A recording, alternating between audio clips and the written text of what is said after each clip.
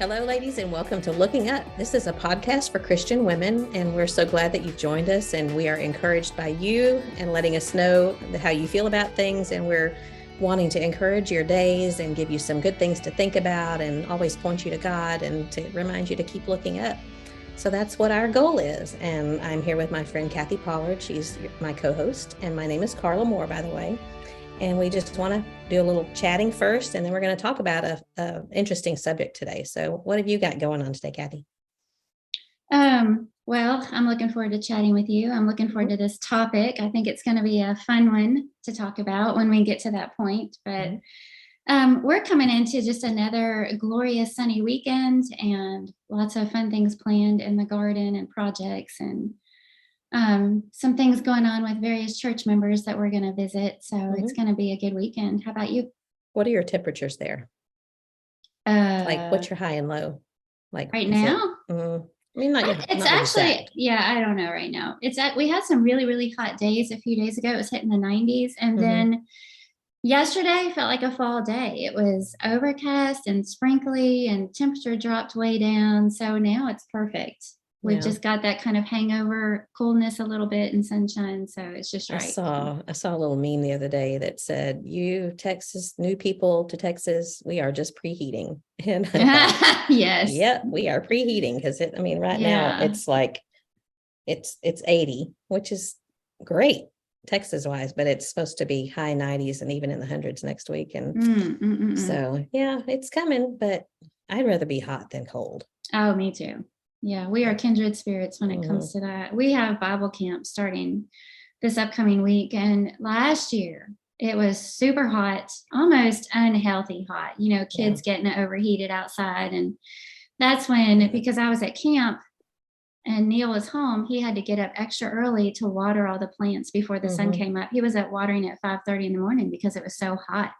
Because the water would evaporate? Yes. But this year, I thought we were going to have another week like that, but it's showing that we're going to have cooler temps and cool mornings. And so it'll be just right.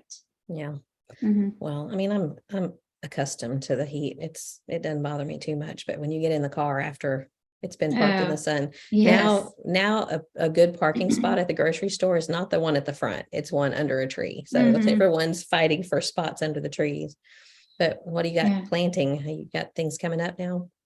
Oh, tons. Growing. Yeah. We're eating lots of green beans these days, and our tomatoes. We got tomatoes coming in. They're not ripe yet, but they're on the vine, and lots of things blooming out there. So it's so exciting. I just walk around in the mornings. Neil and I like to walk out there with a basket, and it just makes us feel good. And since I brought up camp, before we forget, I want to go ahead and mention that we're going to take a little break. We're going to take 2 weeks off from the podcast. And I think we've decided we'll do it these 2 weeks and then 2 weeks at the end of the year, right? So we'd have 2 seasons a year. Yeah, so we'll have 2 seasons. So when we come back in 2 weeks, we'll start episode 1 of season 2. And that sounds so official. Yes. And what we would like to do, ladies who are listening, is ask you to submit some questions for us for our first episode of season 2. So anything that you would listen. Let me clarify here. I'm not saying ask questions because we have all the answers. No, sir. And not hard questions either. And but just things that you might like for us to talk about or address. We're going to take all of your questions that we have time for or that we want to talk about. So what's on your mind? What would you like to hear from us? Submit those questions. You've got 2 weeks to do that. And I think that'll be fun, don't you? I think it will, depending on what kind of questions we get. Makes me a little bit nervous. Well, if we don't like it, we'll just throw it out. Okay. Pretend like we didn't get it. Yeah. Pretend like we ran out of time. Well, that's all for today. Yeah. So sorry. We've been on for 20 minutes. That's right. Somebody might like that as opposed to an hour and a half or 2 hours. Yeah. Well, that'll be fun. So they need to message or email you or me with questions or they can do that or something. Yeah, that's a good idea because I don't guess we want them to put it in the group, huh? Right. Yeah. I think everybody can see it. Message either one of us and we'll share them together. We can share our email in the group. I'll post about it and share our emails and the reminders. So don't ask us any hard questions. Ask Carla hard questions. No, address those to Kathleen J. Pollard. That'll be great. What'd you do this past week?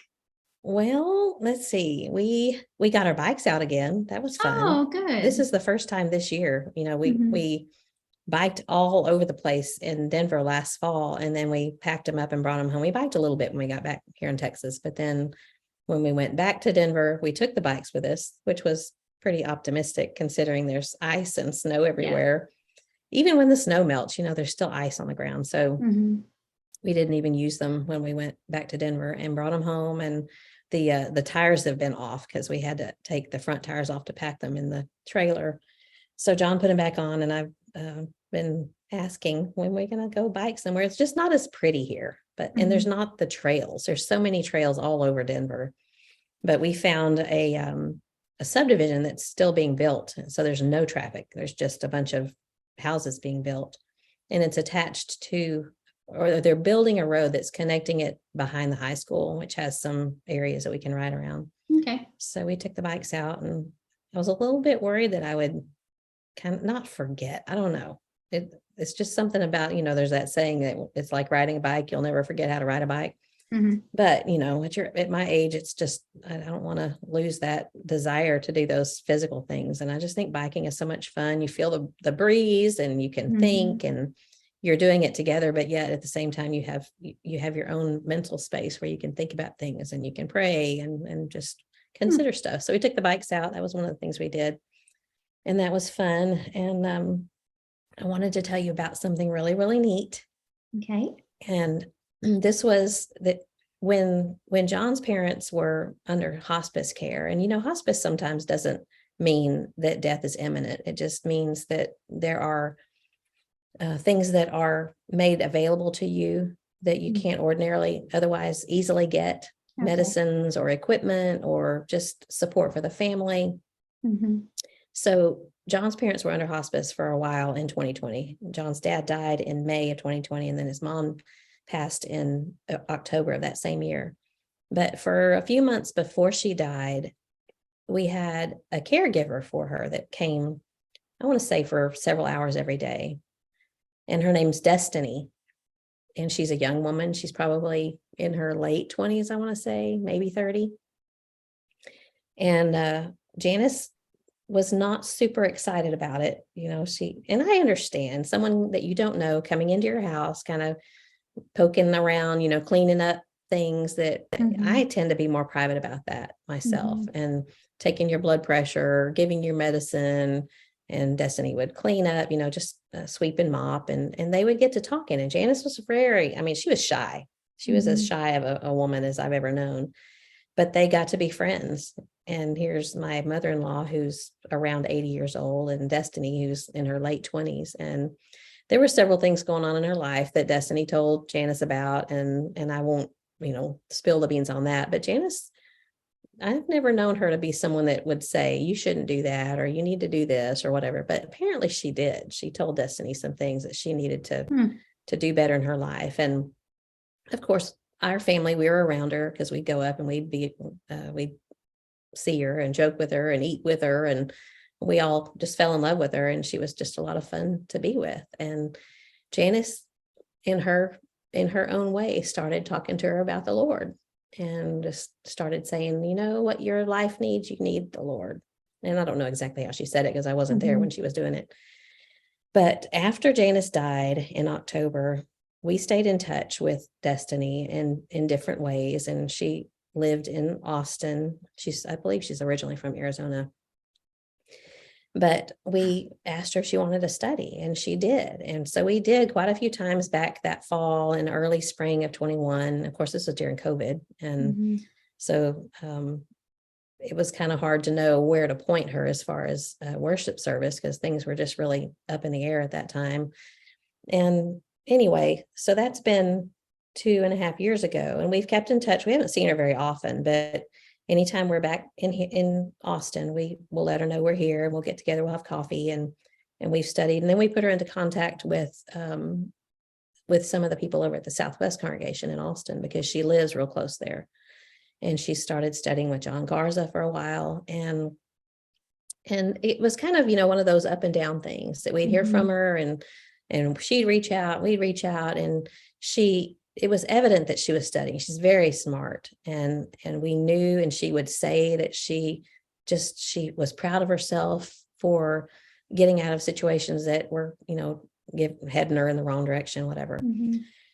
And so the last time we saw her, I want to say was, this is June. So we probably saw her in November or December, and we've talked to her a couple of times. We haven't seen her since November, December.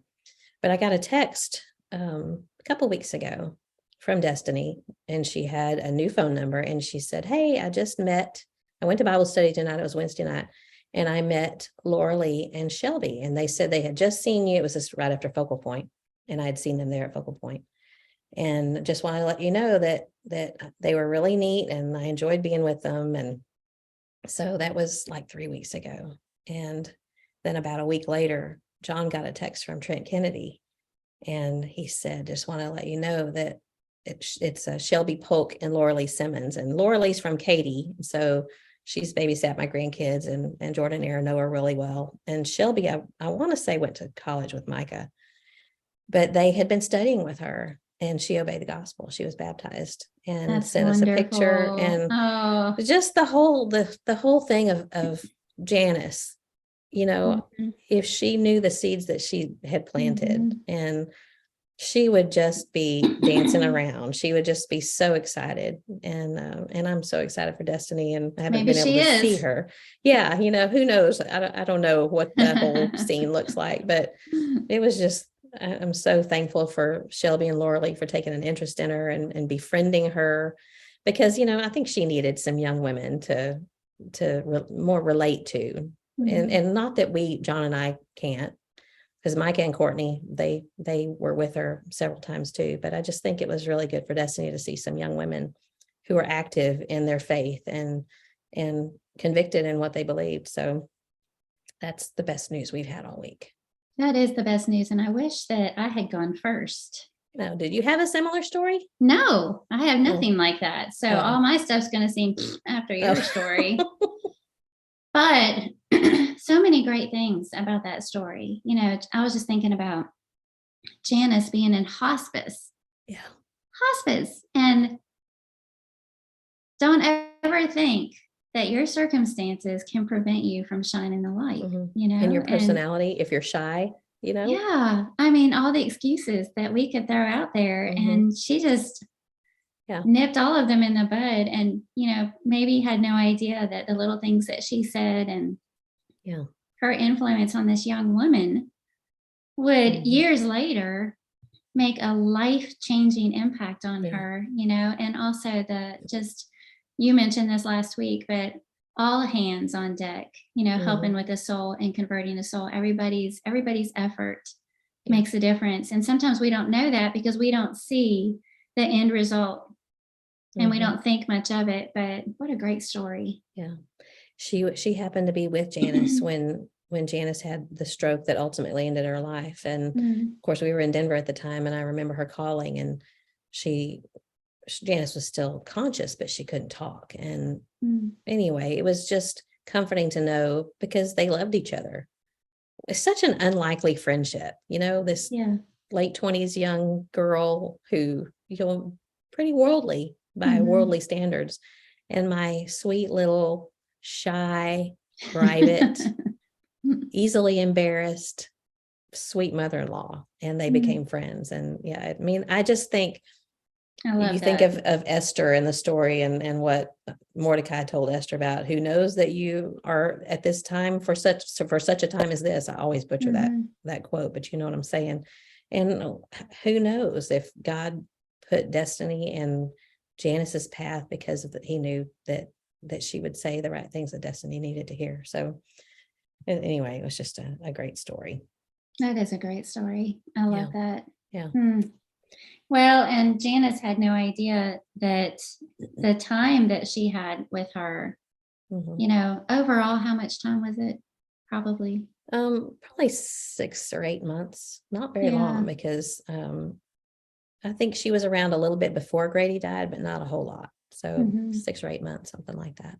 Yeah. And maybe sometimes we think that too, the people that come in and out of our lives, we don't really see as souls maybe as we should, because it's just a brief encounter or a brief connection. Yeah. That's so great. The Bear Valley slogan for a while, I don't know. I mean, think souls. They still say have the little pins that say think souls, but I think that was more during your era that y'all, did you have a campaign or something about that? I don't even remember. I don't remember. I got the sticker on my laptop though. Yeah. I know that's just because everywhere you go, you need to think about people, no matter how. This is something that I've thought several times, how we look at someone and think they wouldn't be interested because of the way they live, or because of the way they talk, or because of the way they dress, whatever. We think they don't have spiritual thoughts. They're just not interested. And that's not our call to make at all. We're just the ones that need to plant the seeds and let God make that, let him grow it. Let him be the judge and not us. So it is something that we need to always remember. Well, I will be praying for Destiny, and listeners, we'd love for you to join us in that prayer and pray for our new Christian sister. And thank God for Janice and her influence, first planting that seed, and then pray for her growth and her walk in Christian living. So great way to start off today's podcast episode. I also wanted to share something that I got in the mail from a sister. She's been with us to Israel twice. Her name's Evelyn Alexander, and to know her is to love her. She's just the sweetest thing. But she sent me this neat little card. It's just a little 3x5 or 4x6 card that she hand copied this quote that she thought of us when she read it in Smithsonian Magazine. And I looked at the article, and it's an article about Anne Frank's friend. I can't remember the title of it. I'll link it and post it in the group. But it's about they were childhood friends before everything happened with the war and the Holocaust. And so she wrote that it's from Hannah and Anne, but I want to say that the article is entitled something like what the friendship of Hannah and Anne, something like that. Okay. But this is part of the article. She said reminded her of us. She quoted this: "We were living in modern times, yes, but also followed the lunar Jewish calendar rooted in the ancient accounting of the seasons. We marked every holiday with its accompanying foods and traditions. In the narrow garden space behind our apartment block, we built a makeshift shelter each autumn to mark the week-long holiday Sukkot. We are instructed to have our meals there during the holiday as a way to remember we were once a people wandering in the Sinai desert." So they're talking about the Feast of Booths. "My father would tell us to look through the branches covering the sukkah so we could see the stars. Look up, he told us. This is how we remember that as challenging and frightening moments in life can be, just as the children of Israel found their way through the wilderness, with God's help, so will we." And I just thought it was sweet because she took the time to write that down, and it reminded her of us because of our looking up. Yeah. Very cool. I'm going to go back and read that article. It's fascinating to me that all of the stories from the Holocaust, maybe fascinating is not the right word, horrified and fascinated by it. But John and his brother visited Anne Frank's house in Amsterdam. I've been there at some point. Have you? So what all can you see there? It's very small. And it's been several years. I really don't remember that much about it. You just walk through and you can see where she hid and where they stayed, and only a few people can really go up in at a time. And it's up in the attic. Yeah. I just feel like we'd have no idea what life is like for those people that had to hide. Very sobering. It is. Well, do you have anything you want to cover before we start our topic? Yeah, I just wanted to share a couple of things. I went to the Homestead Festival. Oh, that's right. That looked like so much fun. It was amazing. It was Friday and Saturday in Columbia, Tennessee at Rory Feek's farm. He has this huge farm, and he set up this big grand stage because they had performers at night, Rory Feek and Colin Ray and some others. And then all of these big tents there were thousands. There were over 5,000 people there both days. And this is only the second year that they've had it. but thousands of chairs set up under all these different tents where you can go and hear different speakers. And most of the speakers are people that are well-known names in the homesteading world, you know, people that I follow. And so we got to go. You can pick. It's kind of like a homestead version of PTP. You know, you have a little schedule and you can pick who you want to go hear on speaking on what topic. And so we learned a ton, and we're about to get a dairy cow. So we went to talks specifically about that. And then they also have a bunch of people from their farms and homesteads set up their booths with all their wares and, you know, home goods and honey and roasted coffee. And I got some flour that's, I don't know if you say 00 or 00, but it's that special flour that's used to make Italian pasta. Oh, yeah. That can be hard to find. So I got some of that. And we got a bunch of stuff. I got this bread knife. Have you seen the bread knives that have the really arched blade for cutting like artisan breads? And they have, it almost looks like a saw. It has a big wooden arch over it, and then the blade, and then the handle. Yeah. And I've seen those before, and they're usually pretty pricey. And but we found some there that were handmade, and they were very nice. They were reasonably priced.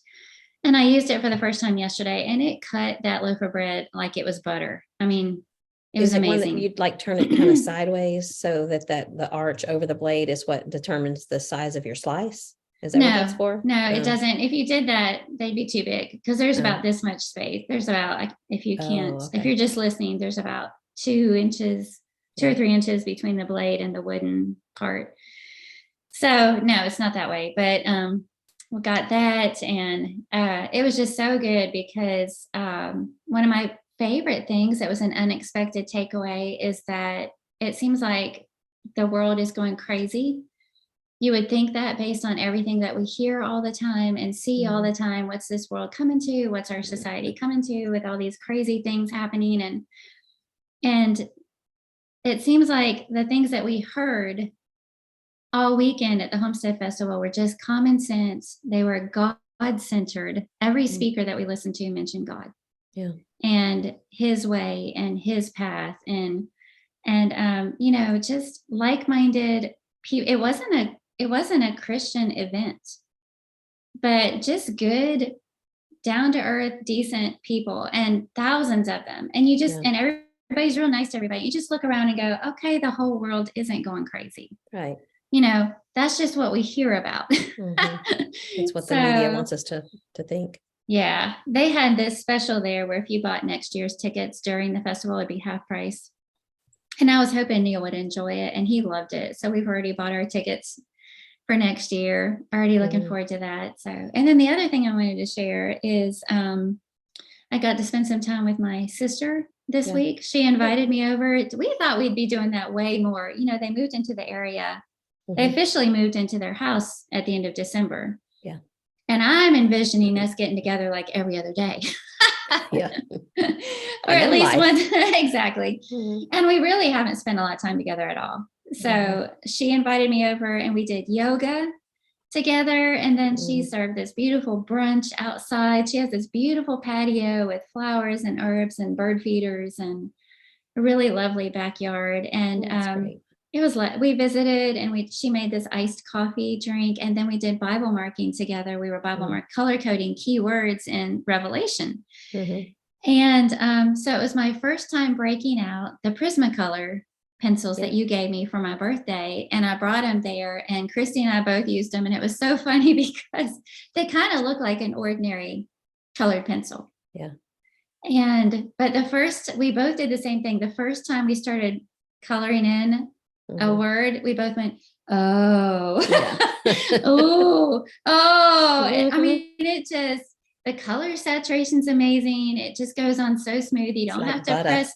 It really is. And I had said when we talked about this on the podcast that I like the Crayola Twistables because you don't have to mark very hard and the saturation is good.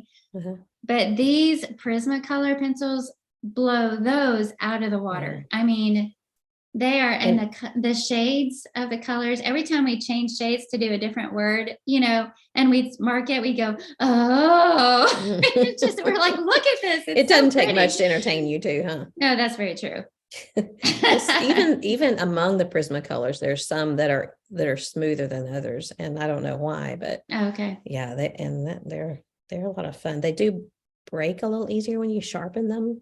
Mm-hmm. I don't know why. Like you'll sharpen it and the lead breaks below where you've sharpened it. So I may go through them a little bit faster. An advantage of the Crayola Twistables is you don't have to sharpen them. You just twist them up, and that's great. So I haven't sharpened any yet because we've just used them that one time. But there was one color that I loved. I think it was almost a navy blue, but it was almost hard to see through the print, the Bible print through it. I mean, I could, but it was kind of hard. So you were using it in your Bible or on paper?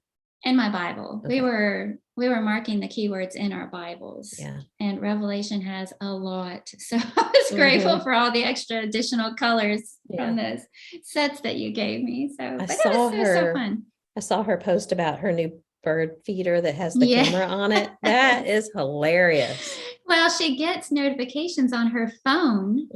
And I think Bud, her husband, changed it to where it's a bird noise, like a chirping noise, because when she would get the phone notification about the birds, at first she didn't know, is there something at the feeder or something at my front door? So she was getting these notifications while we were together, and it's just the funnest thing. She's been sharing those videos on Facebook, and it's cracking me up. Well, the squirrel one did, or maybe it's a little chipmunk. Yeah, I think it's a chipmunk. It does look like a chipmunk. That one was hilarious. And it was, packed with whatever he had. Bird Christy's trying to scare him off because you can talk into this speaker. This bird feeder has a speaker. Or you can bark into it. So you can hear, but you can also talk. Yeah. So Christy's trying to scare off this chipmunk. And she's going, rough. rough. I said, I think you're going to have to work on your bark. You need something a little more fierce, but so for those of you listening, if you want to follow the live bird feeder saga, check out my sister on Facebook. It's actually Bud Christy Woodall, because she and her husband share an account, but she might need a YouTube account with a live cam or something. It will probably be one of those overnight sensations, I predict, or at least among old people like myself. I mean, I was quite entertained by it myself. And I was looking at those birds and I thought, who knew they had so much personality? And you can see them close up. Yeah, it just looked like it was fake. Like they were fake birds, like animation or something with their little faces and stuff. But anyway, I didn't know we were going to spend that much time talking about that. But well, no, because I brought up the bird feeder, but I was going to tell you something too, that my husband relented about bird houses, because I used to have a bunch of them hanging in the trees right behind our, that bay window out the dining room. And I just love sitting there and watching birds, because I guess that's one of the things we like to do when we get older. But he didn't want them pooping all over the deck. So here we go with the poop again, because we finally, have this, I know, boorish and immature, but our neighbor, Kay Kazire, had some of those. They look kind of like shepherd's hooks they're stakes that go in the ground and then have a hook. So she had to get some taller ones. And so she had like 6 of those big iron stakes that were, 4 or 5 feet tall. And she said, these are yours if you want them, because she had to get bigger ones. So I begged and pleaded, because I never knew he was going to be such a hard shell about birds. I mean, bird poop, you can wash it off, just hose it down. But he's like, no, I don't want bird poop on the deck. So anyway, we were able to put some out in the yard a little ways, a little further away from the deck. And so I need to get some new feeders now, because my old ones got moldy, I guess, and beyond repair. So I'm excited to see birds come back again. Well, he softened. Yeah, a little bit. He's still anti-bird poop. Well, we have ours hanging in a tree. We have a tree close to the windows that we can see out in the morning. So we have 3 hanging in the tree. So you don't have to worry about the bird poop. It just falls down we have mulch around the base of the tree. Yeah. So, and although our dear sweet cat Leon has changed our little bird watching, because she's supposed to be out there for mice moles, voles, things like that. But she's decided that she loves to hunt birds. And so sometimes in the morning, she's crouching right there below those feeders, and she's on the hunt, she's on the prowl. Yeah. So we're like, Leon, no.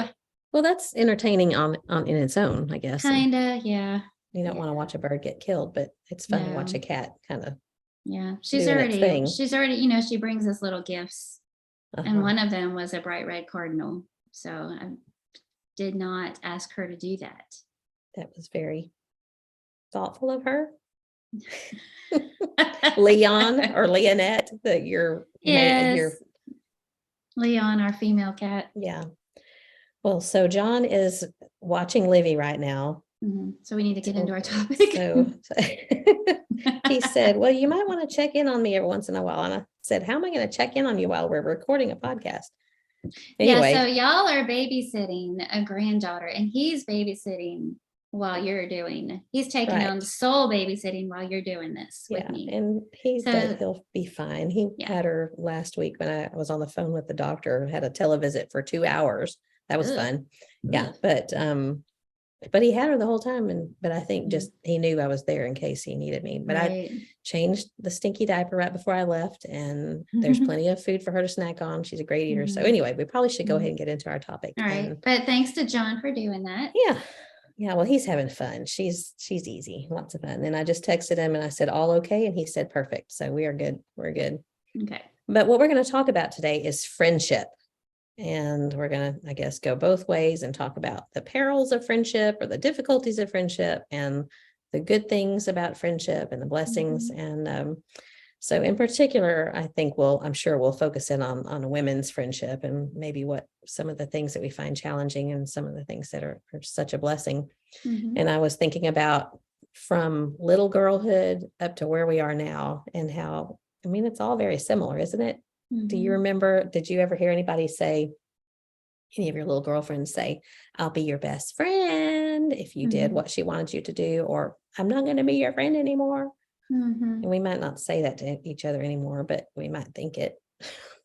I always think back to 6th grade when I see grown-ups acting childish and immature, about petty things with friendships. And the first thing that pops in my head is, what is this, 6th grade? Because it seems like in 6th grade, you'd have certain friends that you'd sit with at lunch, and then somebody would get mad at somebody else, and then they go sit with somebody else at lunch.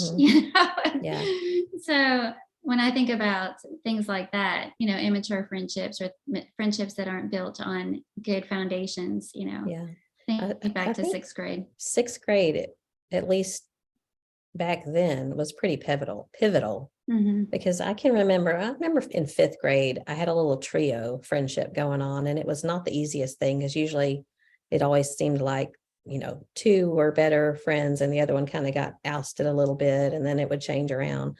But it seemed like 6th grade was kind of when things got a little bit more difficult. And that would be 12 years old.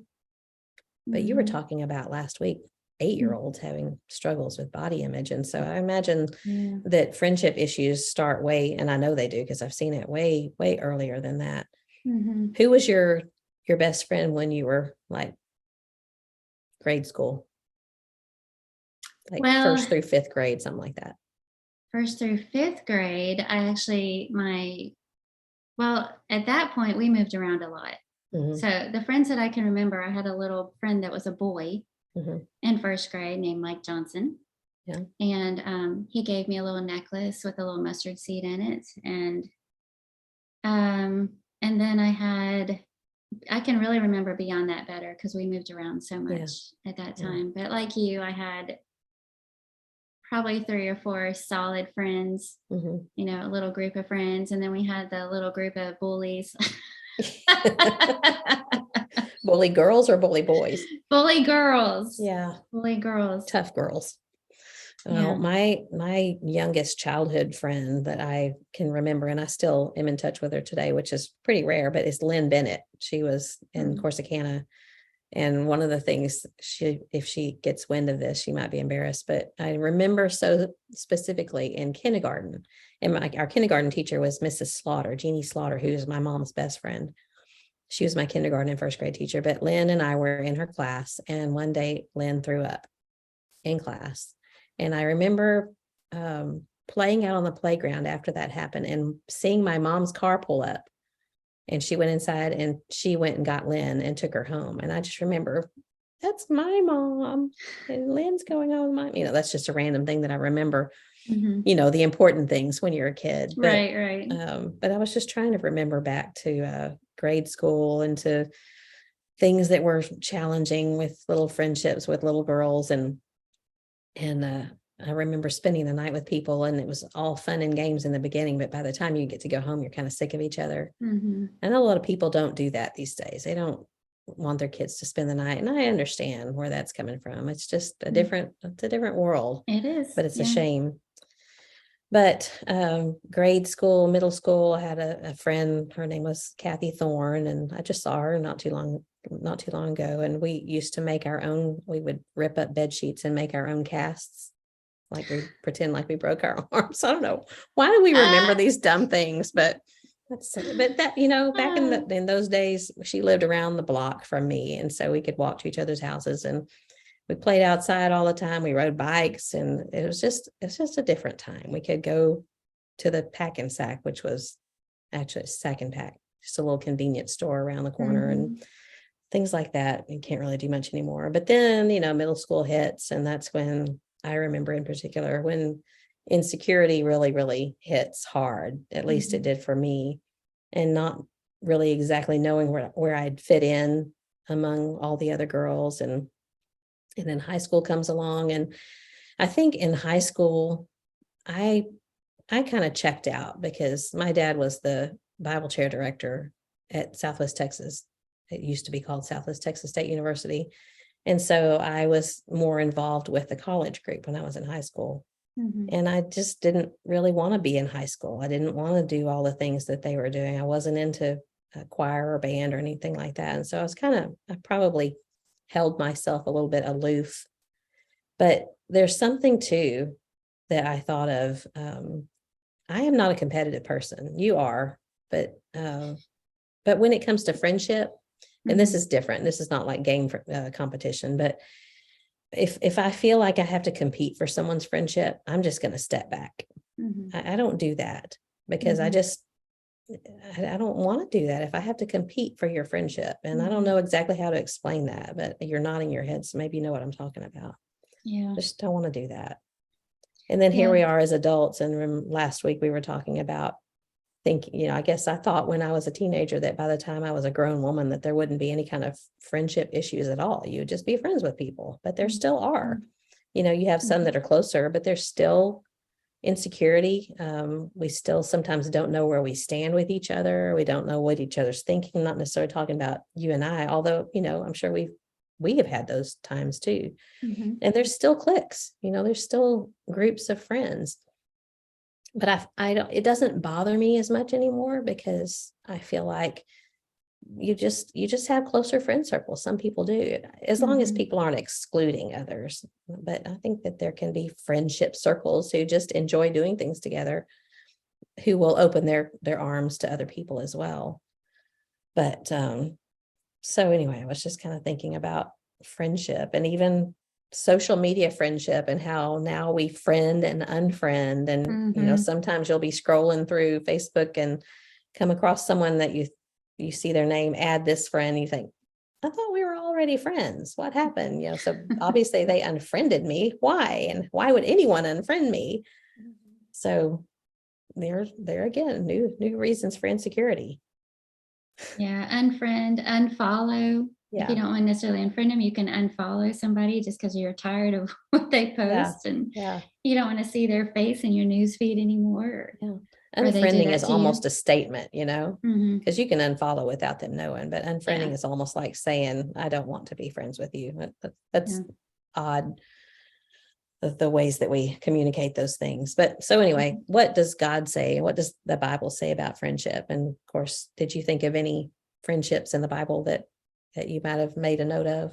I actually didn't even go that direction. This is what I love about these conversations, because we don't talk about them ahead of time. Right. We just pick a topic. And I was thinking back, like you, I kind of went back into my earliest and forever best friend has been my sister. We were the only siblings, and we were close in age. We're only 15 months apart, and we were Like a always built-in really, best friend. yeah, built-in best friend. And we moved around a lot, so we needed each other, and we were always tight. We were always close. We fought occasionally, and now she may remember it differently. But in my mind, we didn't fight that much, and I can remember those fights. And even now, we don't fight that much, to the point that I can remember them, but Yeah. and she's a good friend to have, because I was thinking about this the other day. She knows how to make you feel special, and she still does. She's still that way with her friends. Mhm. And if you're going over there, she does these little touches that make you feel special. And like, She she knows wants to, what you like. she knows what you like. She knows how to make the time together refreshing and memorable. She's good at coming up with creative things to do together with her friends. Because I feel like I'm always thinking, oh, I never think of stuff like that. That would have been fun. And so she's always been there. And then I feel like, as we kind of grew in our own lives, like, we, for the past, our entire adult lives, we haven't lived close together anymore. And she has her life, and I have my life, and I can kind of look at our friendship circles and see some of the differences. You know how there's personalities that like to have one really, really close best friend. Mhm. One, they have to have a one tight bud, and if they don't, they feel like they're really missing something in life. And then some people like to have multiple best friends. Everybody's their best friend. Mhm. And then some people like to have just a bunch of, just regular friends or acquaintances. And I think I fall more in that category. I've got a few people in my life that will always be my best friends. I've got my sister, I've got my husband. My husband will always be my number one best friend. I've got a couple of women that are really close to me. Mhm. And I think that's where I fall. I don't feel like I need to be really tight best friends with everybody. Yeah. I want to love everybody, and I want everybody to love me, but I don't necessarily feel like I need to surround myself with my posse. You know what I'm saying? Yeah. So Mhm. where do you fall in that spectrum? I think I've changed maybe over the years. And when you were Mhm. saying the ones who like to have that one best friend, Mhm. that probably was where I would have landed in my younger years. And some of that had to do with security. Like, if you go into the lunchroom, you got to know who you're going to sit with. It's kind Mhm. of one of those things, like, um, if we had a field trip or something like that, and I didn't know who I was going to hang out with, I didn't want to go. It's just kind of a security thing, or an insecurity thing, I guess. Mhm. And but I was much more introverted then, much more shy, and I've grown out of a lot of that. Not all of it, but I've grown out of a lot of it. And now I think I'm like you. I have a few that are close, and then a lot of friends, Mhm. but not necessarily a lot of people that I would feel comfortable talking on the phone with. Mhm. We've Right. we laugh about how we're not big phone talkers, but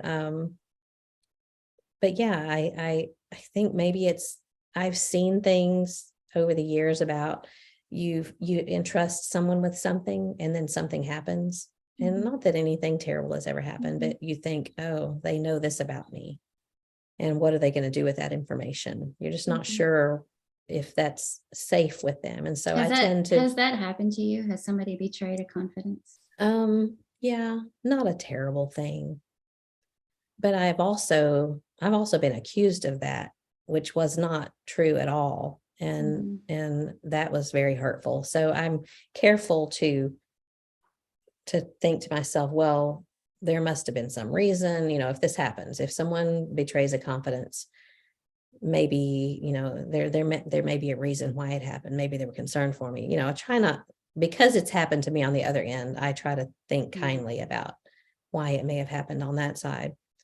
But yeah, I guess best, dear, good friends are a treasure. It's someone that you feel comfortable with and you feel like you can say anything to. And you probably, I'm going to take the quote before you get to it because you probably wrote it down too. Dinah Crake. Does that sound familiar? Mm-mm. Okay. And I've shared this on Facebook before, but it's a longer quote than that was really ugly of me, wasn't it? Now you're going to cut me out of your life as I'm going to steal the quote. Here's the quote in full. She said, "But oh, the blessing it is to have a friend to whom one can speak fearlessly on any subject, with whom one's deepest as well as one's most foolish thoughts come out simply and safely. Oh, the comfort, the inexpressible comfort of feeling safe with a person, having neither to weigh thoughts nor measure words, but pouring them all right out, just as they are, chaff and grain together, certain that a faithful hand will take and sift them, keep what is worth keeping, and then with the breath of kindness blow the rest away." And that just it literally puts chills on my arms because I think, yeah, I love that one. Yeah, there's one thing about just spilling your guts and not caring what comes out of your mouth. And I don't think I'm going to ever do that because I always think I'm responsible for the words that come out of my mouth. But if there's a time that I'm doubting myself, or I'm hurting about something, or I'm mad about something, and I know if I needed to, I could call you and I could just blah. Sometimes we say barf on each other. And knowing that I love that illustration, chaff and grain. If you've ever seen the two together in a hand, you just wave it around or blow on it and the chaff goes flying off and you're left with what's valuable. And that's what a good friend will do. And those are not easy to come by. Friends that you feel that comfortable with. It's a real blessing for you. It is. To have someone that you can speak freely. Speak freely. And trust. Yeah, and you don't have to worry about the caveats, when you're talking to somebody and you feel like you're always inserting those parenthetical. I'm not saying that I'm not, and it's like, speak freely. Just, it's okay. Yeah, that's invaluable. So that's probably where I would fall. You asked about where, having a best friend or one best friend. Of course, John is that unquestionable best friend. And there was a passage that I came across, Married Friendship, Song of Solomon 5:16. I won't read the whole passage, but the line it says, "He is wholly desirable. This is my beloved, and this is my friend." And I love that because it's just something different about friendship with your husband, because it's on a different level. It's on an intimate level, physical level, but yet that laughter level and that I know I can spill my guts and he knows me more than anybody else does. And so I know if I do spill my guts, he's going to call me on it or, just be truthful about it. So that's the best thing about that kind of friendship. And wasn't that statement made on the other side of their strife?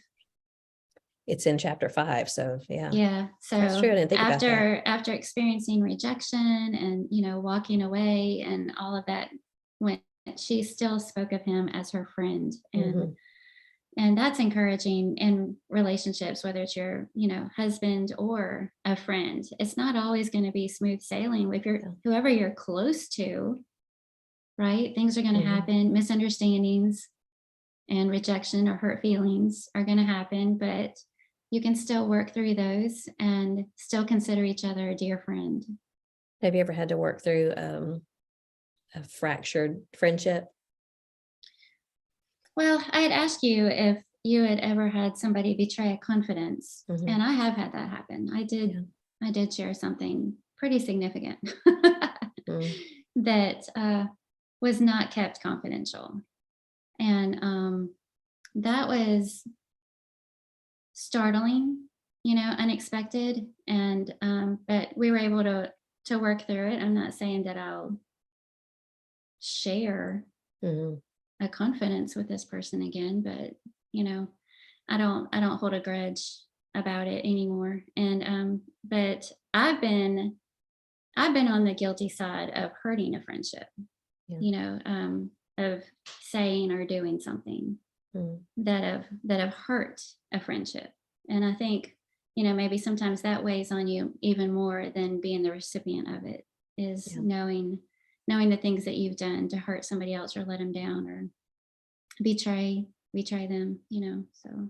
Well, how did you fix it? Just apologies, or without going into too much detail, I guess. Well, not all of them were fixed, but where I could, humility, apology, repentance. It's a tough thing. Well, I was trying to look at some passages that about friendship. Of course, I thought of David and Jonathan in 1 Samuel 18, and how the soul of Jonathan was knit to David. And I thought that was neat. I thought about Daniel and his friends and how they experienced the tough being in a far country together, and yet they had to depend on one another and supported one another through those tough times. Even Job's friends, who get a bad rap, and I know that they didn't do everything right, but at the very beginning in Job chapter 2, it says that they came together to sympathize with Job. And that's wonderful. When they knew what had happened to him, and they went to sympathize with him. It says that on their way to see him, they wept loudly, they tore their robes, they threw dust in the air, and then they sat for a whole week without any words, a whole week without saying anything. And the level of sorrow that Job was in at the time. And so they must have read the room, as we say nowadays, and realized that he just needed silence and he just needed support. And I think we can learn a lot from that. When people need us to weep with them, that's what they went and did.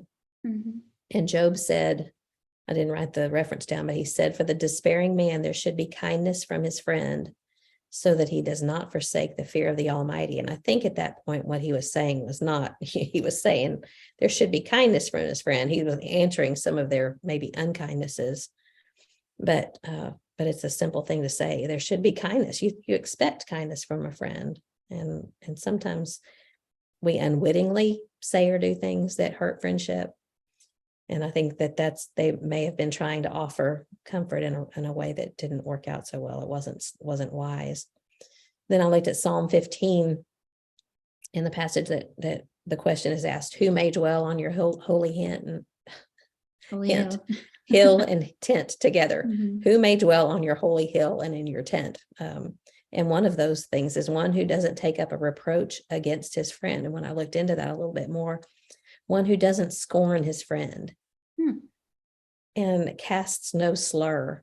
And, for those of us who have a little bit of sarcasm and teasing, sometimes we do that. And I'm assuming that this means serious slur, a serious scorn. Right. But sometimes that hurts when we tease people who don't speak sarcasm, or, it's just not in their ability to understand. So I think that's pretty serious. We can't dwell with God if we take up reproaches against our friends, if we blaspheme them or treat them badly in that way. Then Proverbs 17:9 says, and this is the New Revised Standard Version, says, one who forgives an affront fosters friendship, but one who dwells on disputes will alienate a friend. And wow, is that not that's relevant? Very practical, isn't it? So forgiveness is something that will foster friendship, but don't holding a grudge. And wow, I've seen that really can destroy friendship. In that same chapter, verse 17 says, a friend loves at all times, a brother is born for adversity. And then I didn't realize how much Proverbs 27 talked about friendship. Verses 5 and 6 say that open rebuke is better than concealed love. Goes on to say that faithful are the wounds of a friend. Verse 9, oil and perfume make the heart glad, and so a man's counsel is sweet to his friend. So in the way that something smells good and makes us feel good, a good counsel from a friend is the same way. Verse 14 of that chapter, this is a warning. Don't bless your friend with a loud voice. Don't shout at your friend in the morning. I didn't write the whole quote down. I just paraphrased it. But John sometimes he's a morning person. And if he comes in and is too cheerful, while I'm still trying to wake up. That's not a good thing. And then in Proverbs 27:17 says that iron sharpens iron, so one man sharpens another. And I love that too, because sometimes, and you and I've had this, you clash with different ideas or different opinions or whatever. But when you do it with a common goal and a common aim of trying to make each other better, it sharpens you. You know, it doesn't dull your blade, it sharpens your blade. So I love that passage. Then I was thinking of some others. Jesus called Judas friend immediately before he was betrayed by him. And at least in Matthew's account, where he says, friend, do what you've come to do. And I thought that was pretty significant. Yeah. And then Paul's friends were able to come to minister to him in prison in Acts 24. And then he was allowed to go to his friends for care in chapter 27. So those are good things about friends that we read of in the Bible. And there's lots more than that. But then some not so good things, and jump in if you want to. I don't want to dominate the conversation. Good friends don't do that. But there was a passage talking about Joseph, and when they were jealous of how their father favored him, it says that they could not speak to him on friendly terms. And that word friendly comes from shalom. And you know what that means? That means peace. So if they could not speak to him peacefully, and I think sometimes we don't speak on peaceful terms. That's not a good thing. There's all these bad influences in scripture. Jonadab was a bad friend to Amnon when he advised him what to do to Tamar. And then Herod and Pilate, you remember how they became friends after Jesus's trial. They were enemies before, but they became friends after because of what they shared in that instance. So lots of things. Psalm 41 verse 9, even my close friend in whom I trusted, who ate my bread, has lifted up his heel against me. And that's a hard thing. We feel betrayed by friends. And then Proverbs 16:28, a slanderer separates friends. So, you know, we always want to look at scripture and what we're talking about in friendship. So wanted us to talk about what are some ways that we make friendship difficult? And you probably have some similar things that you've written down, but I'm curious, what do you think we do that makes friendship difficult? So I was thinking about hindrances. Yeah. And a couple of them you've already touched on just by the examples that you've mentioned from the word, you know, but one that I kind of lumped together was competition, comparison, or jealousy. When those things, I think women especially struggle with that whole, you know, green-eyed monster rears its ugly head and gets in there, and we start comparing ourselves, and it kind of takes the view off of the friendship and the relationship and the goodness that we can experience together when we bring those types of things into the picture. Another one is betraying a confidence, which we've already talked about. And then I thought about inconsistency, you know, and that could cover a wide range of things. You know, if you're on again, off again kind of a friend, or you're on again, off again in your friendliness. You know, sometimes you're warm and easy to be around, and sometimes you're not. You're standoffish or in a mood or whatever. So that kind of, you don't know which one you're going to get that day. You know, that can hurt a friendship. I thought of things like negativity or always complaining about something. And then an emphasis on the superficial. You know, if that's all you have in that friendship, everything seems to be more about material things, shallow things. You know, there's just not going to be a lot of depth to that relationship either. So those were some of the specific hindrances that I came up with. You're talking about not knowing who you're gonna, you know, for the people that act differently on different days, and not knowing who's going to show up today. Is it this friend or this friend? And, you know, it's the same friend, but you don't know. And I remember feeling that way at a certain point, and then thinking of how God is always the same. You know, he's never going to be moody. He's never going to be hormonal. I don't want to bring this down to, you know, a silly level when we're talking about God, but he's the ultimate friend, because we can always, he's never going to break a promise. He's never going to be one way one day and then a different way the next day. What he says is always true. And so thinking about the characteristics of God are important to put into our own lives when we are considering what kind of friend we are to other people. But yeah, that's a hard thing. And we have to be understanding about it, because we never know what's going on in each other's lives. And if we're good friends, then we might say, I'm sorry, I'm so crabby today. There's just some stuff going on right now. And if it's somebody that we trust, we can maybe talk things out with and figure out how to get beyond that crabbiness. Yeah, But probably all of these things we're all guilty of occasionally or at some point. But if it's your character to be this way in any of these areas, it's and then you wonder why you don't have any friends. You said something about jealousy too, and I had written that one down. But I was thinking more along the lines of possessiveness. Oh yeah, that's a good one. I mean, I can be jealous of things that you're able to do, or that places you went or whatever, but possessiveness, I think, is a real friendship killer. Yeah, it is. Because people have other friends. And have you ever noticed, this is curious to me, that I can be really close to someone who is really close to someone else, but I am not close at all to that someone else. Isn't that weird? Because I would think that whoever you're friends with, I'm going to be friends with. And I obviously can be friendly with, but there have been lots of situations in my life where a really close friend had another really close friend that I just didn't click with. And that's just funny to me. That's what keeps it fresh and interesting. I guess so. Yeah. How about neediness? Yeah. And I think that's kind of, to me, almost a synonym of possessiveness, but maybe on a different level. Yeah. Neediness, as in, I need you to pay attention to me all the time and not be friends with anybody else. It's almost smothering, Yeah. This is a little hard to talk about, isn't it? Because because thinking, I don't want anyone out there to think, oh, is she thinking that about me? And I don't have any of those possessive, needy friends. I don't. At least if there are, they don't express that to me, but I see it in others. And I think, that's just, you feel so, they're bound to feel so stifled.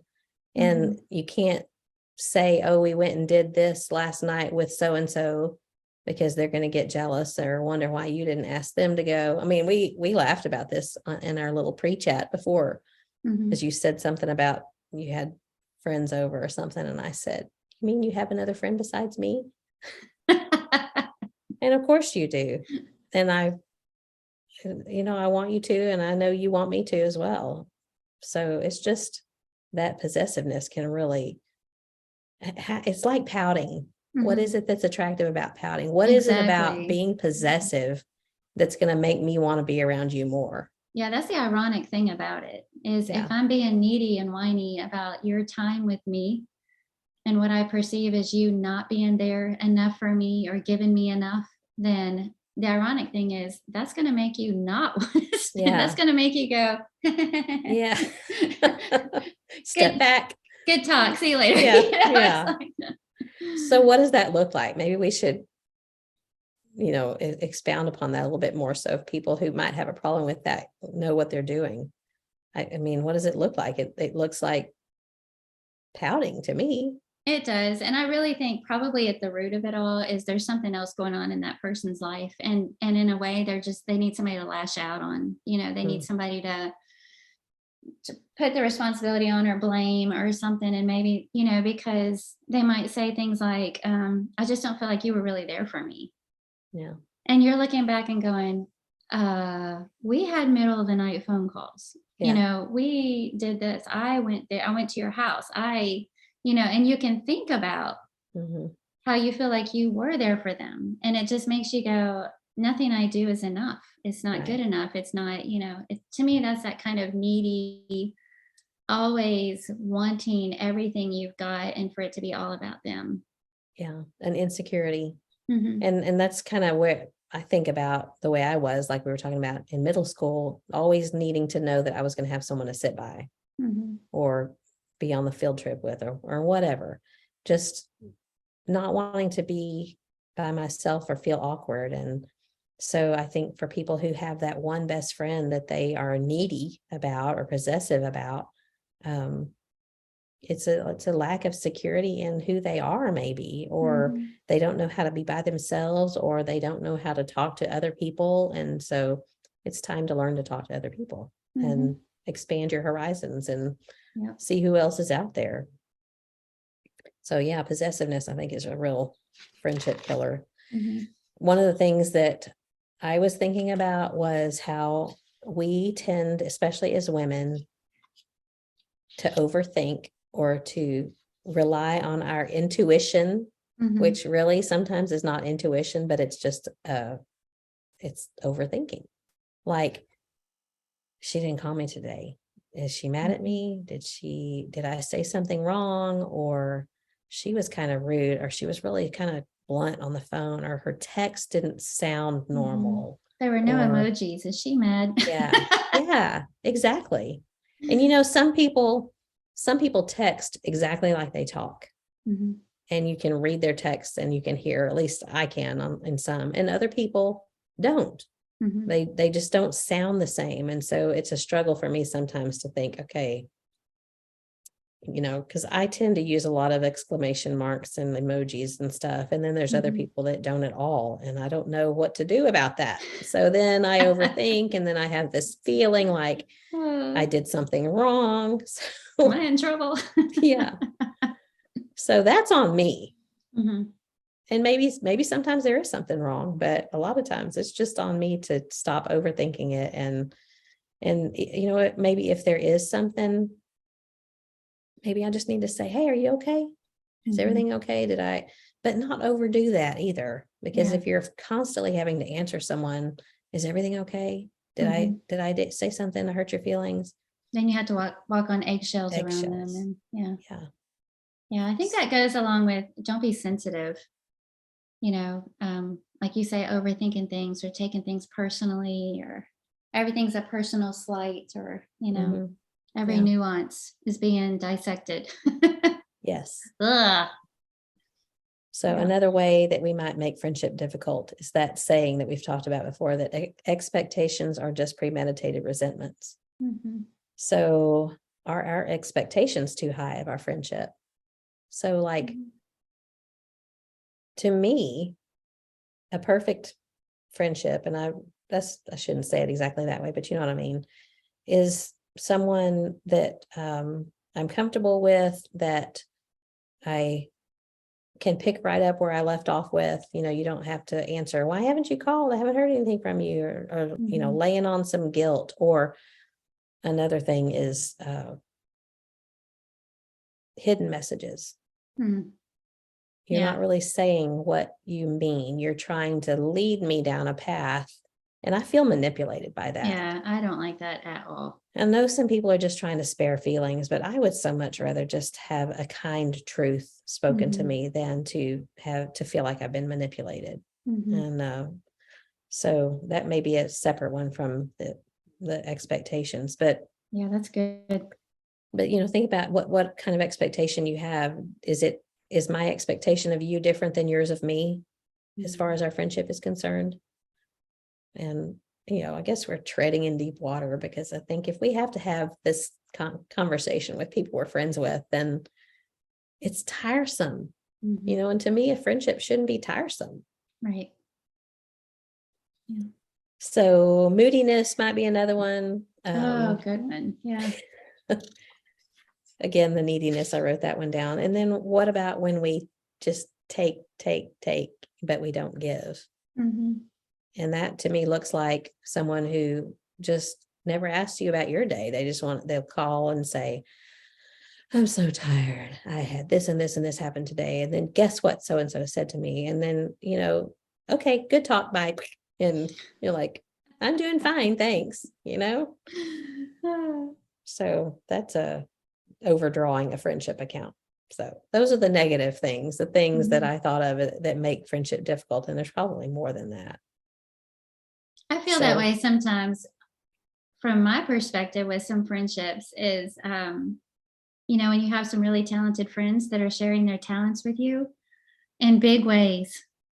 I'm thinking about barn building and things like that. And that's one of those instances where it's like, what in the world can we possibly do in return? Yeah. I got nothing. But you really do. No, I don't. And even I thought, oh, we'll give them some fresh eggs. No, their sister has fresh eggs. Oh, we'll give them some garden produce. Oh, they're growing their own garden. Oh, well, I feel like I'm like going, we will pray for you. Which is the best thing. But it seems like that happens a lot. We really need to develop some new skills, because I feel like on more than one occasion, I have felt sort of upside down in a relationship. Like we've been the ones receiving, and not really returning in kind, so. But some people, that's their love language, is giving and doing things. And I don't think they want to be repaid. I mean, obviously you need to thank them, but feeling upside down, do you feel like there has to be a level all the time, and you never know what's in the future that they're going to need your help with or your support? I know what you're saying. I think about Alyssa's parents, Greg and Tina, the ones, they came to our house and did all that work cleanup after the ice storm. And for months I've been trying to think, what can we do for them to express thanks? And other than just thanking them. And they're not the kind that love going out for a fancy meal, which I love about them because I feel so comfortable with them. But, so we can't send them a neat gift card to some fancy place. And so instead of doing something, I've done nothing. And I'm still trying to think of something really cool to do for them. But I guess I'm thinking that you're the one that would say to me, don't steal my blessing. Just let me do this for you. So sometimes you just are the recipient, Yeah. But anyways, you still want to pay him back. You do. Yeah. And I feel like there's some value there in that friendship. Yeah. Well, so getting over the negatives and we try to make this podcast something that makes people think about their own lives and be introspective and consider that maybe there might be some of those things on that list that we might be guilty of in our friendships, but we want to think positively too. And so tell me what you think. What characteristics do you see in someone that has a lot of friends? If you think of someone that has a lot of friends, what is it about them that you think draws others to them? Well, I kind of, a quote that I found, so maybe you have this one down, is a good friend laughs at your jokes when they're not so good and sympathizes with your problems when they're not so bad. And I was thinking about how it's kind of trendy to keep people at arm's length. Yeah. This isolation and don't make me people today, those kinds of sayings and thoughts. And really science is finding out more and more how absolutely essential it is to have good relationships and good friendships for our health and our mental well-being. And every time I hear about things that science discovers, it amazes me how many times we feel like God's been saying that all along. All those proverbs that you pointed out had to do with friendships and relationships. And I was looking at the love one another passages in the Bible. If you're trying to develop that good social circle, and maybe it's not comfortable for you to open your heart and open your life to other people. How do you do that? What does that look like? And just looking at some of those one another passages, love one another, John 13:34-35, and 1 John 3:18, he goes on to say, not just in word, but in deed. Be devoted to one another, Romans 12:10. Honor one another above yourselves, Romans 12:10. Accept one another, Romans 15:7. Greet one another, Romans 16:16. Serve one another, Galatians 5:13. Bear with one another, Ephesians 4:2, and submit to one another, Ephesians 5:21. And then, so to your question, what does that look like? And how do you specifically do those things? It's like a principle, and then you figure out the specifics. What does that look like? How do you do that? And I thought the same way you did is, what is a person who has friends? What are they doing? Or maybe even the question would be, how do I want a friend to accept me? How do I want a friend to bear with me? And how do I want my friend to love me? And maybe asking it that way, I know what I want. I know what that looks like for me specifically. And so that in turn can help me turn around and offer that to other people. Mm-hmm. And so to me, it kind of broke down into, and they're kind of the opposites of what you mentioned for the friendship, hindrances. The first one, I thought it was build them up, lift them up. Yeah. When somebody leaves, having spent time with you, and somebody leaves your presence, you want them to feel better about themselves after they've spent time with you. Mm-hmm. Not worse, not beat down, not insecure. I was, that you've probably heard that quote, the difference between men and women is men insult each other, but they don't mean it. And women compliment each other, but they don't mean it. Mm-hmm. And I was thinking, it's not that way in God's family, hopefully. But with our friends, when we get over ourselves and our jealousies and our insecurities, and we just focus on that person and building them up, lifting them up, making them feel good about themselves in genuine ways, not, right. Not making things up, but being real. I can't even think of the word I'm trying to say it when you like overly compliment somebody. What's that called? I don't know. It'll come to me later. So build them up and lift Effusive. them up is, that's not the word I'm looking for, but anyway, it'll come to me later. Yeah. What do you have? Well, I think of kindness, just kindness. And that's pretty simple. I think it's harder for some people than for others.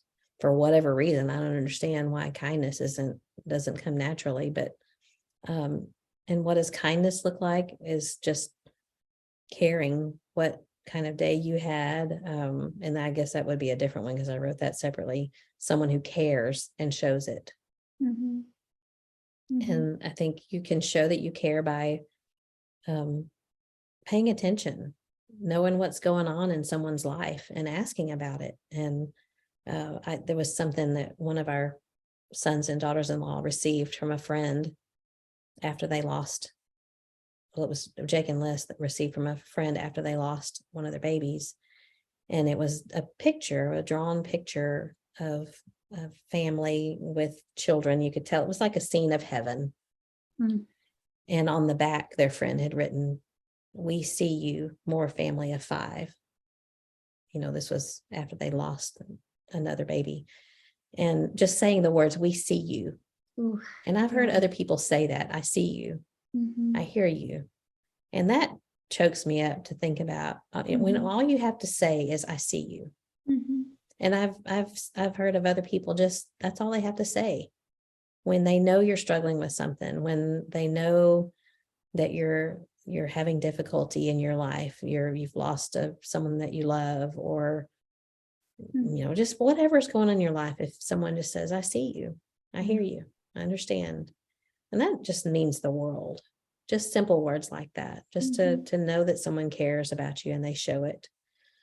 But so kindness and being cared about, someone that I think has a lot of friends is just friendly. There's that passage, and I learned it in the King James, and I forgot to look it up to find out how else it's translated. But a man who would have friends must show himself friendly.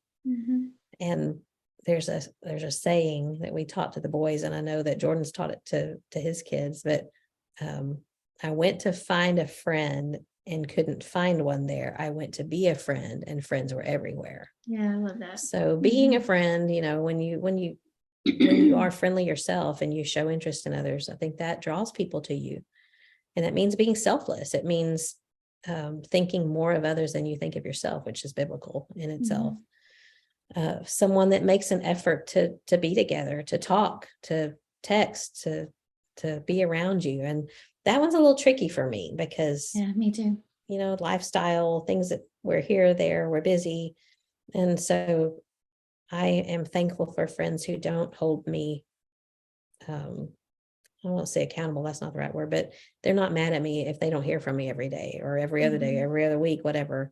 If I have a friend that will just, I'll say, hey, we hadn't talked in a while, what's going on? And they're not like, well, I haven't heard from you. What's your name? You've been gone for a while at worship, and they walk up with their hand out. And I'm not saying I'm offended by this, but they say, because I've done that. It's just a joke. But someone that has a lot of friends, I think she makes the effort herself to be friendly and to reach out and to be together with people and to extend friendliness herself. And then I think of someone that has a lot of friends, has a friend group that's all kinds of people. It's not necessarily someone who looks just like me, lives in just the same demographic as me, someone who is even, a friend who is outside of our faith. And I think it's important to have our best friends who will build us up and help us in our faith. But having friends outside of our faith gives us more contacts and more opportunities to share God's good news. So, even this is important. I think I have older women who have befriended me, when I was a younger woman.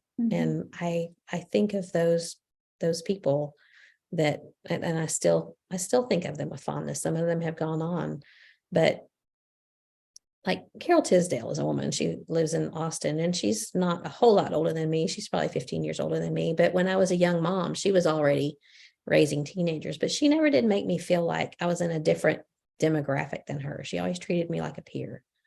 Ruth Locke was that way. There's just lots of women that, Mary Frances is one that she was probably 80 when we were friends, when I was 25 or 30. And she was interested in me. She didn't treat me like a kid. She treated me like a peer. So I think of someone like that they have friends from all different demographics. So that's kind of my definition of someone who has a lot of friends, and why, characteristics. Yeah, I was thinking about things that would promote good friendship and nourish good friendships. And I probably top in the list for me is to pray together, not just praying for your friend, but praying with your friend. And some of my dearest friends I know are because of all those times that we've spent together in prayer. Yeah. And it's a real treasure to have that kind of friendship with somebody where in a situation, excuse me, you might be talking to them and they'll just say, well, let's pray about it. And your head goes down and you pray in the moment. And, I can think of a handful of names that through the years have been my praying friends, and they're also my closest friends. And I don't think that's a coincidence. I think it really forges a friendship when you go to God together.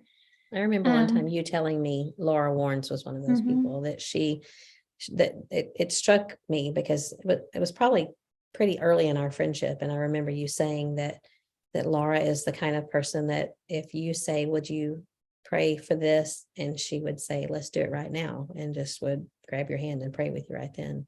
And I remember last year at lectureship, right before Shara Wilcox got up to give her lesson, I saw her and Aaron Sprouse in the middle of the fellowship hall where Shara was about to get up and talk, with their foreheads touching, praying together. And I was so touched by that, because I think that's exactly what we need.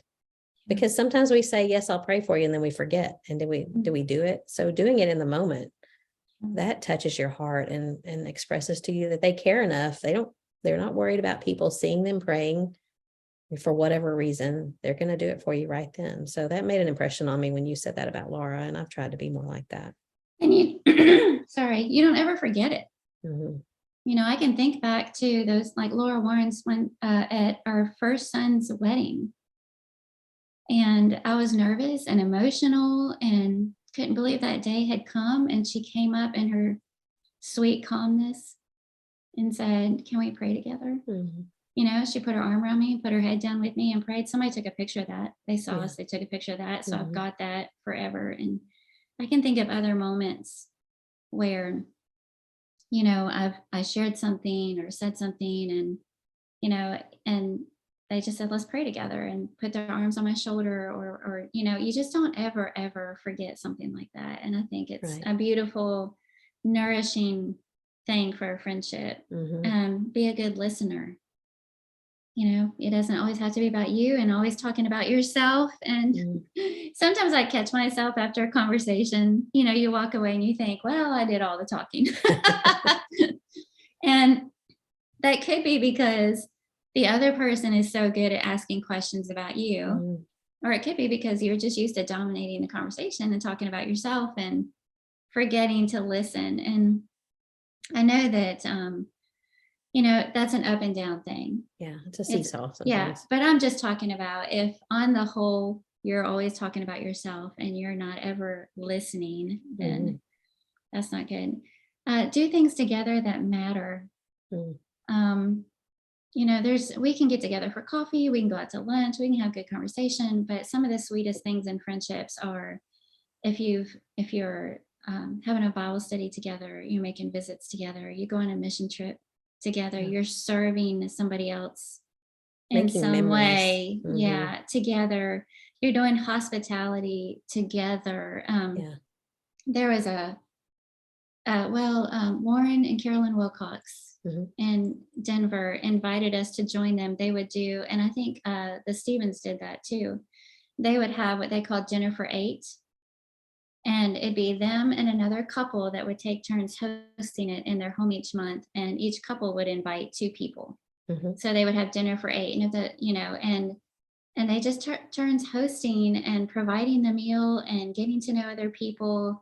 And so you could enjoy a friendship, but you're also growing and being hospitable and getting to know other people through that. I love that idea because you have some level of comfort because there's a couple there that well and you're good friends with, but yet even the fact that they get to invite someone and you get to invite someone, it keeps things mixed up. That's an awesome idea. And it was called dinner for 8, but if a couple had kids, we never counted the children in the number, but and it was also, since we're talking about it, it was also sharing the meal. So like if it was Carolyn's turn to have it at her house, she'd say, I'm doing Mexican and I'm bringing this, if you want to bring a side dish or dessert, or so you're sharing the homes, you're sharing the meals, and then you're sharing the getting to know people. And it's just a really sweet you're sharing way. A friendship. Yeah, you're sharing a friendship. And I think I've talked or written about this before, but Michael and Lynn Height,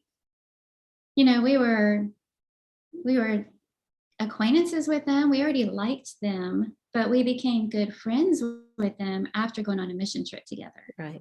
And just experiencing those things. You've mentioned that before with your trips to Israel. One of your favorite things about it is just experiencing that it develops these really special friendships. So I think sometimes if we just look for ways to do things together that really matter, eternal minded things, it forges good friendships. So I had written something similar, that what draws you together are common interests and common experiences and common likes, but not necessarily like you and I, we have a lot of similar likes and dislikes and similar friends. We've done a lot of things together, things that matter, some things that don't matter, but there's a lot of personality traits that are not the same. But because we have those other things, I think the things that we're different, just like you said that last week, that quote about we're alike in all of the something ways, I can't remember what word, but we're different in all the enhancing ways. And so that's a good friendship quote. Yeah. Sorry, I interrupted you. You were still going. Oh, that's okay. Step out of your comfort zone together. A good friend is one that'll help you get out of your comfort zone, and a little gentle push. Or not so gentle. Yeah. And that grows a friendship, bringing out the best in each other. Have you ever had a friend that you just felt lousy after you spent time with them because you felt like you got bogged down in their complaining or gossip or whining or bashing the church or bashing their husband or whatever, or it just felt too materialistic or world, there's just something about it that after you left, you just didn't feel that Feel great. icky. So yeah, bring out the best in each other and look for ways to do that when you're together. Being honest with each other, that's a level changer, I think. And a friend, you can have a lot of good friends, but once you've had a friend that will say the hard things, Mm-hmm. and if you ask them full on, they will tell you the truth, even though if it's uncomfortable for them to do that, that really grows a friendship. And then I thought about sharing that friendship with others. I think that kind of goes back to what you were saying earlier, but I was thinking about how fun it is. You might have a really good friend, but bring in another friend to that friendship. Maybe not every time you get together, but sometimes when you get together, have a 3 or 4 or 5 or 6 girl lunch, or have some friends over for games, and bring in those other friends just to grow it and to share that friendship. I think other people enjoy that. Yeah. And share that blessing with other people. Care about their family. When we moved here, one of the things that I was a little bit anxious about was moving to Bowling Green, Kentucky was our very first move without children. They were already all grown and gone. And in my mind, leaving Denver meant leaving behind memories and coming to a place where I had zero memories with anybody about my own children. I didn't even think about that. That was huge for me, because I thought those are precious memories, and those friendships and that church family that I'd been with, they watched my children grow up and they experienced those memories together, and I could talk to any of them about that. Yeah. And so I was leaving all that and coming into a congregation that didn't know my kids, didn't know any of my memories, didn't know. And if I were to mention their names, they wouldn't know anything about them. Right. And I thought, this is going to be a little bit painful. But I was so amazed at how I feel like Lehman Avenue did such a good job of not just loving us, but intentionally wanting to get to know our grown sons. And that had to be intentional. Yeah, before they ever even met them. They were asking very specific questions about them. They were trying to remember their names. And, and they would say, now this is the son who, and then when they would come up and visit, they'd talk to them and get to know them. And so before they actually started trickling into the area and moving here, I felt like they put forward such genuine interest in getting to know my family. And that touched my heart and made me feel close to them, and you're real good about that. When we pray together, you pray for my boys by name and their wives and their children. And that always makes me feel good. That always touches my heart, that you care about my family. Well, the passage that says we love because he first loved us makes me think of that, because you can't help but love someone who loves your family. Right. When you express love for someone that your friend loves, it just draws you to them.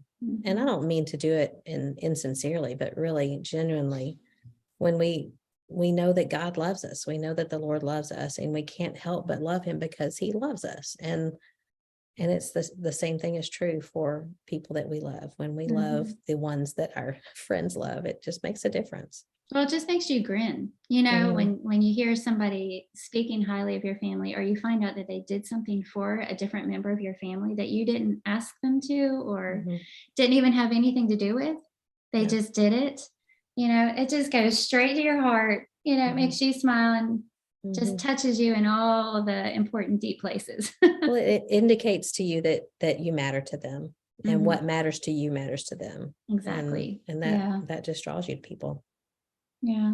And then the last one I had was push them toward their goals. So kind of like helping somebody step out of their comfort zone. But when I have so many things, you have these things and you're like, one day I'm going to do this. One day I'm going to do this. One day I'm going to do this. And, maybe you can just step in and say, so when were you starting that, or have you already gotten or do you want me to come over and help you do the first step, and just if somebody's talking about a goal or a dream or an aspiration, maybe there's a specific way that you can help them achieve that or reach that or get started on the way. You've done that for me.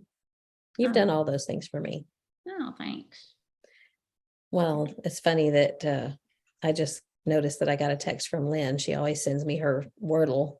We share each other's Wordle scores every day, but it reminded me of something when we first came to Denver, and you and I were already friends, but I didn't really know anybody else there. Few people, surface had met them, I guess, just acquaintances. But I remember sitting at that banquet. It was the lectureship banquet when we still had it out at the wherever it used to be. And we sat across the table from Michael and Lynn, and I can't remember who was on the other side, but I remember Lynn looking at me like kind of checking me out. And I'm pretty sure it was, in fact, I'm certain it was just my imagination. But I remember thinking to myself, I wonder if she's a good friend of Lynn's and she's wondering if I'm going to swoop in here and try to steal all of your attention and time. And I think I even asked you the next day if y'all were good friends, and you said, yeah, we are.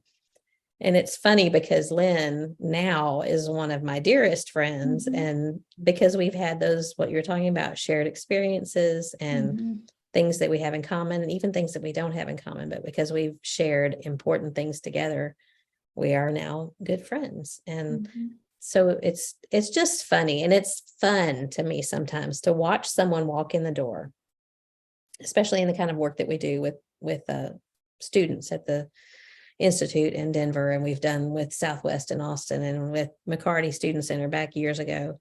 You never know who is going to walk in the door, and you look at them and think, you could never think, I'm going to be intimately involved with this family. We're going to know each other well, and we're going to spend eternity with these people, Lord willing. And it's just fun when the students walk in, to think, I'm going to have a relationship with them, and we're going to get to know each other. We're going to love one another, and I'm going to do whatever I can to make that happen. So that's just, to me, one of the biggest blessings, knowing that people walk in and out of our lives all the time, but we don't have to let them walk out without a relationship with us. We could do what we can to build that relationship. Well, some of the things that what do I appreciate in friendship, kind of similar to what you were saying, they're a lot the same, but what makes me know that I am, that someone cares about me, is feeling the care. Maybe someone checks in if they know, like you texted and asked, how's Emmy? Just knowing that you care about things that are important to me, that's important. That makes you know that you have a good friend. Forgiveness is a huge thing. We haven't talked a whole lot about this, but misunderstandings are going to happen. It's inevitable. For whatever reason, we're going to have misunderstandings. We're going to hurt each other's feelings. I'm going to maybe assume something from something that you said or did or didn't do. And so whether or not we talk about it at whatever point, maybe we skirt around it and say, yeah, I know that was hurtful, and that was a bad day. I'm sorry, forgiveness and genuinely forgiving one another. Sometimes I don't know what I've done that has been offensive to you, but I know that, like that quote, you're going to blow the chaff away and keep the grain. So forgiveness is huge. I think also feeling and hearing and seeing and knowing that someone wants to be with me, because we can be insecure. Do they really want to hang out with me? I know I am. Sometimes I'm like, it just makes me feel so good when someone says, let's go do something together, or I can't wait to see you, or it just makes me feel valued. It makes me feel like a friend. And when you have to wonder or worry, do they really want to be with me? Then that's, or did they feel like they had to say yes? Yeah. And that's hard. And so I think maybe there's a way that we can really be genuine in how we talk to people, and how we say, it's just been really good to be with you, or I love you and thanks for talking to me. There's just ways that we can express it so that someone can see it and feel it and just really know how we feel about them. And then someone that cries with me. or laughs with me, or and we've done a lot of that. Yeah. You know, we share tears together because what hurts you hurts me, and what makes me happy makes you happy, and that's just something that makes a genuine friendship. Mm-hmm. And we have to open up and be genuine and share with one another to make that happen. But I think weeping together and rejoicing together is something that's a mark of true friendship. Genuineness. And you touched on this too, just in a world where we don't know who we can trust. And, you know, you look around and everyone's throwing their opinions out, and social media, you're going to hear all kinds of opinions. But I don't know that I trust them, and I'm pretty much don't most of the time. But you can feel it when someone's genuine with me, when they lower the defenses and open up their heart and just say, I guess it makes me feel like they trust me. Mm-hmm. And for people that I know I can trust, you know, that's just something that's very valuable. And then, like you said, I wrote not an echo chamber. So you said being honest. Yeah. You know, we can have all kinds of people that they'll echo back whatever we want them to say, but someone that will tell you, call you out and do it in a kind way that's worth more than gold. Someone that will do that. Faithful are the wounds of a friend when it's for our best interests. So, I know we've been going for more than an hour and 15 by now, and there's no telling what's going on at my house with Libby. So we probably should draw it to a close. But I was just thinking about Romans 12 and loving one another with brotherly affection, outdo one another in showing love. And that, you know, you can start there. You can end there with friendship. When we love one another with that brotherly love, and it makes, wasn't there a cartoon character that, maybe it was the buzzards on the branch? What would you like to do? What would you like to do? No, what would you like to do? No, what would you like to do? You know, sometimes that's wearisome, but we're just trying to show honor to one another. And I love that. So, and I love you as a friend, and I'm so thankful for friendship. It's a blessing from God, and thankful for so many other friends that God has put in our life. And I wouldn't trade for the friends that we have. I feel the same way. I'm very grateful for you. And I think that if there is somebody listening that feels like they don't have close friends or good friends, the passage that you brought out at the end is just perfect. You know, look for those ways to love and honor and respect others, and then let God open the door to the friendships, because they'll just happen. He'll bring them into your life, I think. Yeah. And it's kind of a recipe for friendship. When you go down further in the chapter, verse 15, rejoice with those who rejoice and weep with those who weep, live in harmony with one another. So, you know, trying to be at peace, don't be haughty, associate with the lowly. Somebody you may think is lowly. We were just talking about someone last night who when I think of the least of these, when you do something for the least of these, you're doing it for the Lord. So don't claim to be wiser than you are. Don't repay evil with evil. Be honorable in the sight of all. Soften hearts by doing good. I've really paraphrased that, because that heat coals of fire, but do good to people. So that's just that. Romans 12 is a great recipe for friendship building. The friendship manual. Yeah. So, and those of you out there listening, if you need help with friendship, reach out, you know, just ask and be a friend, and say, how can I be a better friend to you? I think we could just ask each other, how can I be a better friend to you? Yeah. And I know a good group on Facebook where you could join and just have a bunch of instant friends. Yeah, exactly. It's called Looking Up with Kathy and Carla. That's right. All right. So we're going to do a random question this week. And that random question is, I'm going to let you answer first. What is your most irrational fear? So when you said that was going to be the random question, I didn't think I had one, because I really only have a couple of fears that in my mind are legitimate. So I had to, I had to call my husband. Let him tell you. Yeah. And I asked him, and he goes, "Oh, that's easy." I could think of a couple. Oh, what do you think of? Well, I don't know if it's a fear, but I think of your distaste for hair. Oh, yeah. Gross. That's disgusting. Maybe that's an irrational grossness. That's disgusting. If hair's in your food. Yeah, or in the sink. Or just anywhere. Yeah, you don't like Yeah, hair. it's gross. I don't like hair. Mm-hmm. He said it's cockroaches. Okay. That's really my number one fear in life is Mm-hmm. cockroaches. And so I debated him and I said, that's not an irrational fear. That's a legitimate fear. And he said, an irrational fear is your reaction in relation to the actual thing and what it can or can't do, you know? Yeah. And he said, your reaction is irrational. And so I guess that's true because I mean, I haven't seen any at all since we've been in Kentucky, but Mm-hmm. that's just my biggest fear on earth. And if I ever see one, I will, I just die of a heart attack. And I guess that's irrational.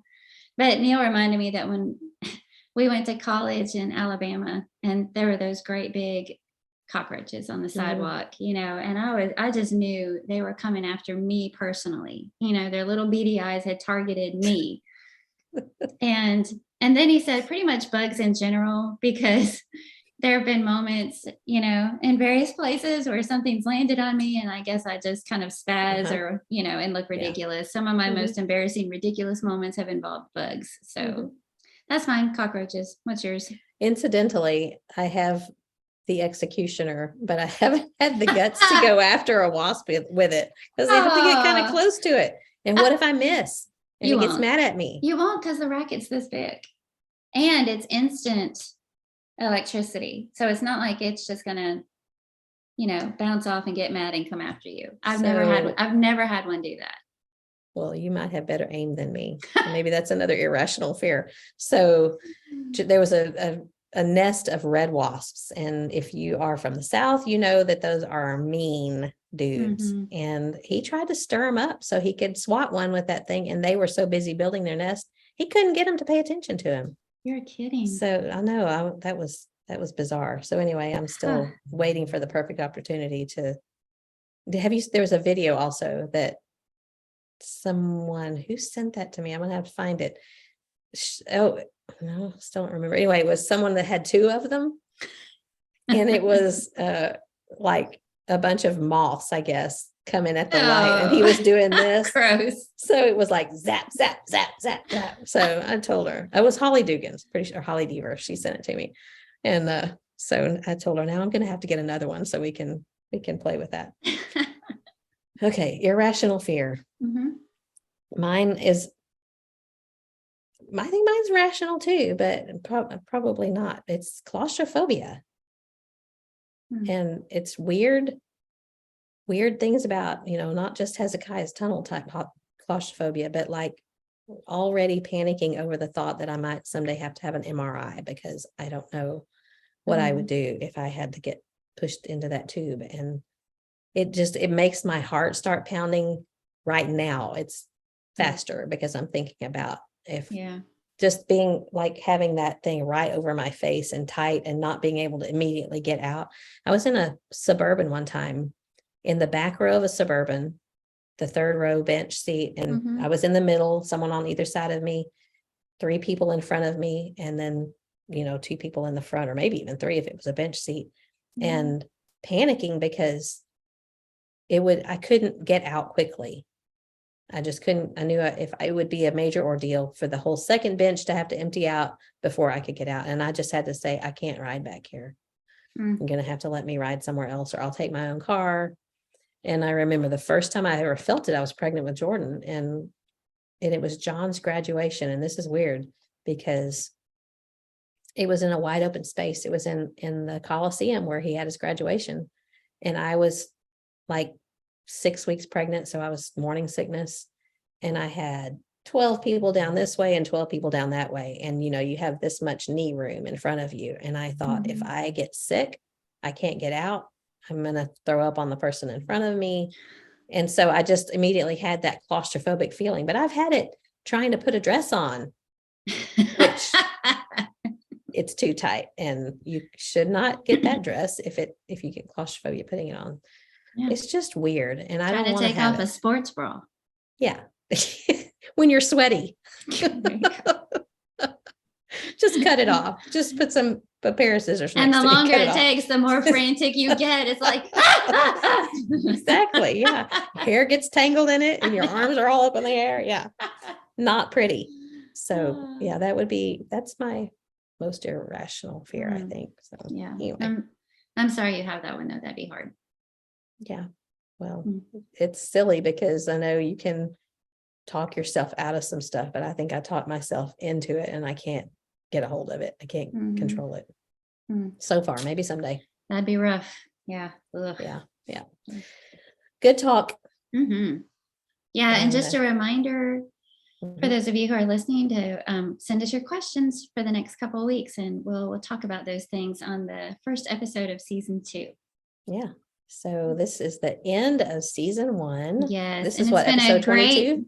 Yes, this has been a great season. It has. We have loved it, enjoyed it, and I'm so thankful that we've been able to do it, and God has blessed it. And we pray that we've encouraged you, and we pray that we have pointed you to God, and we are thankful for friendship in all areas of our lives, with each other, with all of you out there, with those in our church family and our physical families. So we're just grateful in so many ways. So yes, and we're thankful for the encouragement and support that you ladies as listeners have been giving to us. Yes, definitely. We really appreciate that. It really is encouraging. All right, well, until next season. Keep looking up. Keep looking up. Love you. Love you too. Talk to you later.